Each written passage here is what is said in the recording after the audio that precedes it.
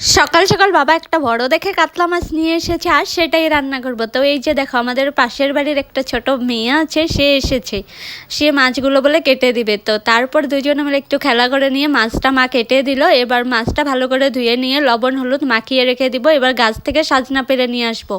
মা পেরে দিল, আমি নিয়ে আসলাম। এবার কড়াইয়ে সর্ষের তেল দিয়ে এক এক করে মাছগুলো দিয়ে ভেজে নিব। এবার মশলাটাও করে নেব শিলপাটাতে।